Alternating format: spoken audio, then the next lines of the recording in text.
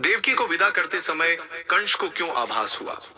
विषय पर प्रेमानंद महाराज के सत्संग से संबंधित 4000 शब्दों में विस्तृत व्याख्यान प्रदान करने के लिए हमें इस ऐतिहासिक और धार्मिक संदर्भ को गहराई से समझना होगा।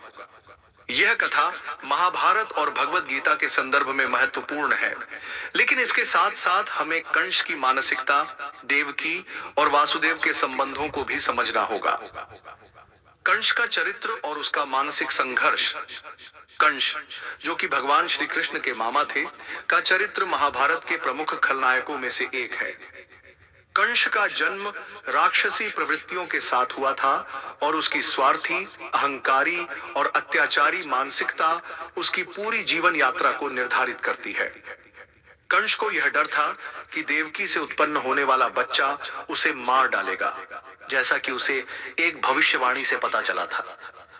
इस डर से वह देवकी और वासुदेव को बंदी बना लेता है और भगवान श्री कृष्ण के जन्म तक उन्हें कारागार में बंद करता है। देवकी का प्रेम और समर्पण।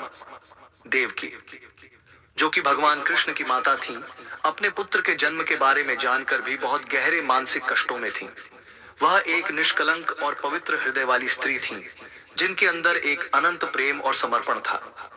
देवकी ने अपनी सारी कष्टों को सहा, लेकिन अपने पुत्र को बचाने की हर संभव कोशिश की।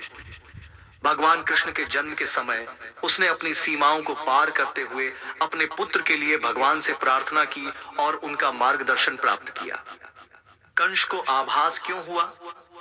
कंस को देवकी से अपने जीवन के खात्मे का आभास इस कारण हुआ क्योंकि वह स्वयं जानता था कि वह एक पापी और अधर्मी व्यक्ति है। वह अपनी अहंकारिता और भ्रष्ट मानसिकता के कारण यह महसूस करता था कि उसका जीवन समाप्त होने वाला है। जब उसने देवकी को विदा किया तो उसे आभास हुआ कि उसका अंत करीब है। यह आभास केवल भविष्यवाणी से नहीं, बल्कि उसकी अंतरात्मा की आवाज से हुआ था, जो उसकी घृणा और अपराधी प्रवृत्तियों को जानती थी। प्रेमानंद महाराज के सत्संग में इस कथा का उद्देश्य।